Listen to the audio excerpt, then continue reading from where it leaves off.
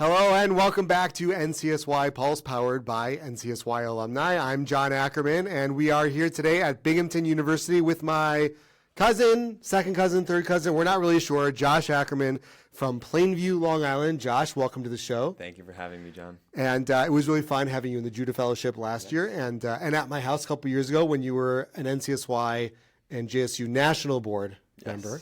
So Josh, tell us a little bit about your JSU and NCSY story. How did you get involved and what were some of the highlights? Sure. Well, John, thank you so much for meeting with me today. Sure. I'm glad to be a part of the podcast. So my name is Josh Ackerman. I'm originally from Long Island. I'm a sophomore here at Binghamton University.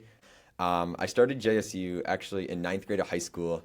Our first event was at the Plainview Park. I was a sushi with Rabbi Sammy. And it was like the biggest JSU event I've ever been to. It was our first one, probably like a few hundred people there. A few hundred people at a Rabbi Sammy Aronson event. All right. First thing. Props, shouts to Rabbi Sammy, who's actually in the room with us, but we'll get back to him soon. All right. It was very busy. And then from there, I kind of just like explored NCSY and JSU a little bit. I spoke to Rabbi Sammy. We started up a club. And then from there, I went on TJJ New York in 2021 to Israel for a month. It was an amazing experience. It was like awesome. First time ever being to Israel. We toured around Israel from like all the way in the north to all the way down south. A few of my friends from Plainview came, but I met some amazing people and still keep in contact with some of them there. And then from there, just like kept going on JSU, like joined the board. And then I went to Israel again in summer 2022 on NCSY Hatzalah Rescue. That was another amazing trip, riding on Hatzalah, the ambulance in Israel. And then from there, just continued being involved in JSU and NCSY, joining the Judah Fellows, and glad to just be an alumni. Wow, that is quite the journey you've had. So you got involved. You were at the single largest JSU event you had ever been in. That was sort of your first entry point into the organization. Mm-hmm. You were involved in a JSU club at school? At school, Plainview. At Plainview High School. Plainview High School. And then tell us, what was it about your trip on TJJ the first summer that, you were there and you said, this is something I really want to be involved in? Because obviously you came back with Hatzalah Rescue, and we'll talk about that in a minute. But what was it about your first TJJ experience that got you really excited? Sure. It was just like Israel, like landing in the airport in Tel Aviv. There we had some like COVID restrictions at the time, but it was a little bit of a delay. But like landing, touching down, going down that ramp in Ben Gurion Airport was like the first experience. Like I've seen like so many videos of that, but like actually being there to experience it was that your first time to Israel? First time, yeah. Really, first time in Israel was with TJJ? Yes. Wow. And then after we got like our COVID testing done, we went directly to the Western Wall, to the Kotel, and seeing it for the first time was like something that's really, really special to me, and I'll like never forget. So that was like my experience. And then like just the way that TJJ and NCSY worked the trip to travel and explore, as well as to, explore Judaism spiritually, and allow me to like learn more about Israel and Judaism was really important. Wow. So your first time in Israel, you land, that powerful moment, you go right to the Kotel, which is a really powerful way to start your trip. A lot of trips kind of build up towards that Kotel trip, but to go there right off the bat is really special. Mm-hmm. And obviously the group of people, you said you went with a few friends from Plainview. A few, yeah. So it was really like a whole new family, a whole new crew of people that you were meeting. A lot of people there.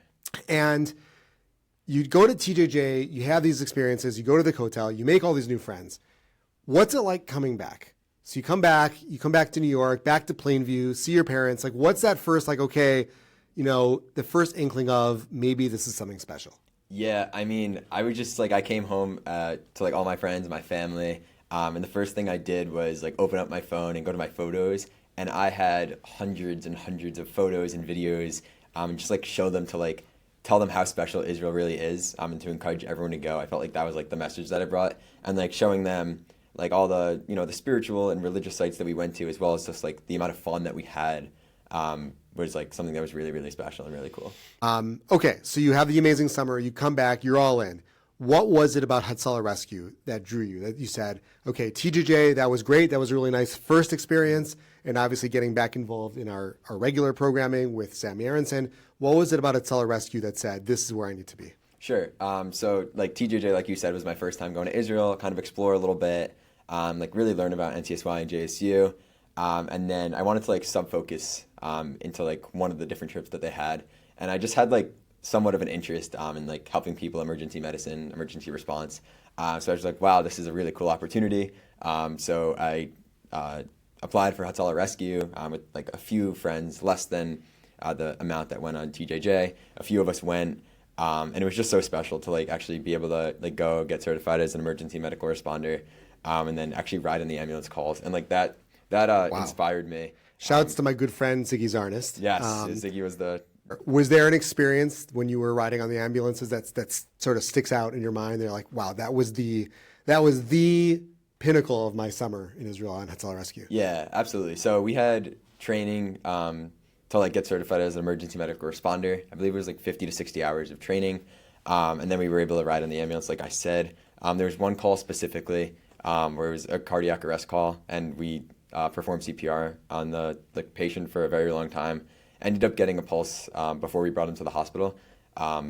So it was just like such a special thing. Like obviously we trained for it. You brought someone back to life. We did, yeah. Obviously, like, almost. We trained for it, but you never like expect it to actually happen. And then when it does, like, it was just like very scary. But in the end, like it like shows your reward. Like, So to actually go. did you? I mean, be honest. What was your expectation? Like, you go on a program. How old were you? You were 16. I was 16. You're a 16-year-old teenage boy who is going to be riding an ambulance in another country.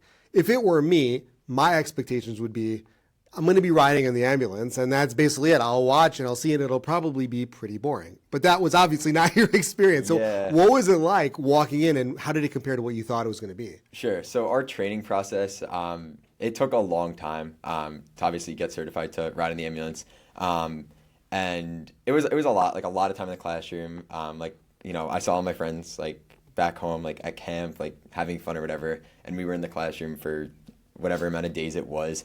Then when we started in the ambulance, for the most part, it was a driver who was a part of Hatzalah, and then like 2 or 3 people from our trip. So we didn't have like, if we had a patient, we didn't have anyone in the back with us. It was just like relying on our training that we had. Right. And it was just like really, really cool to like be able to go to a different country and like service that country and give back to that country after like seeing it and really like seeing people at their worst times and being able to help them. It was something that's really rewarding. So I heard you, I think you told me this. It could be it was one of your parents who told me this, but I believe you used part of your experience for your college application essay. Is that true? Yeah. So that story that I had mentioned earlier was my application essay. And something that I didn't mention, but I'll mention is that when I came back to New York after the trip, my senior year of high school, I enrolled in a EMT class, which is emergency medical technician. And I since got certified as that. And then up at school here at Binghamton, I ride on the ambulance here. So it's something that for the past year, 2 years, it inspired me to come back and get certified. So you went on Hatzalah Rescue and you had these experiences. And again, if it were me, I probably would have said, that's it. Like, that was my experience. I never want to do this again. But you came back and you took your experience further and you continued to do it. That's really outstanding. Yeah. Was there anything along with this experience of being an EMT and your experience volunteering on the ambulance? You mentioned the Jewish impact of when you started with TJJ, that first summer. Was there anything about your second summer with Hatzalah Rescue that sort of amplified or helped you to sort of evolve that Jewish experience? Sure. So being there once, I kind of had some set of expectations of like what to expect, like returning to some of the similar sites that we had been to. But now that I had been there already and learned about those sites, it was more like deeper connecting to those sites, learning more about those sites. So definitely the second time it was different because I'd already seen some places, but being able to like further explore was something that I like did that trip. Incredible. And now that you're at Binghamton, tell us about your Jewish involvement on campus. What do you do? How's the experience here? Sure. So I go to Chabad every Friday with some friends. We go for Friday night dinner. There's like a few hundred people. It's really busy. Yeah, I've seen the Chabad here. It's a castle, like gigantic. Yeah. It's really big, and it's just like nice to like go every Friday, just kind of like recenter yourself. Like I have like my Chabad friends. I go and sit with them, talk to them about our weeks and what's coming ahead. So it's just really nice experience. Do you think that you're more involved because of your experience with NCSY? Absolutely. I mean, NCSY and JSU were really like built like my Jewish experience in high school. So I think like to continue that in college was definitely good. Now, obviously, being on a college campus over the past year has been extremely challenging for everybody. We were just here talking before the show, hearing from some of you guys about some of your experience and some of the challenges. What's it been like for you? Do you feel safe? Tell us about what it's like here. Sure. So, like Binghamton's a really special place because we have 20 to 25% of a Jewish population. Right. So it's really nice to like, although the sadness of what happened on October 7th and like the hate that Jews have been getting, it's really nice to see that like all the Jews kind of like band together and come together to support one another, especially being on a campus with such a robust population of Jews. So I feel like I like kind of like look at like the positive perspective of that and say like, wow, like there's hundreds of people at Chabad every Friday and there's hundreds of people at a memorial service. Right. To really come together and remember, and of course like be proud to be Jewish is something that's really important. You mentioned that Rabbi Aronson, Sammy Aronson, got you involved from the very beginning.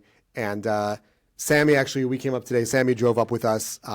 It ended up taking us like a crazy amount of time, almost 6 hours to get here today. Wow.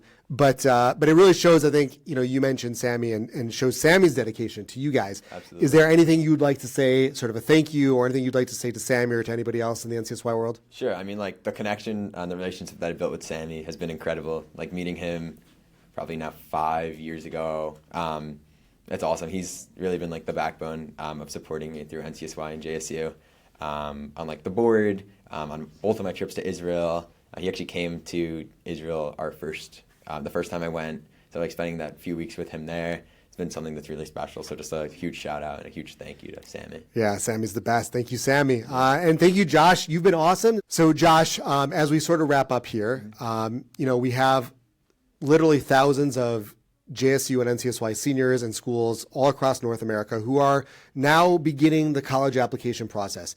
Is there something you'd like to say to them, to tell them that they should be thinking about, or a message that you'd like to send them right now? Sure. I would just say like when you go to college, just like be there and be proud.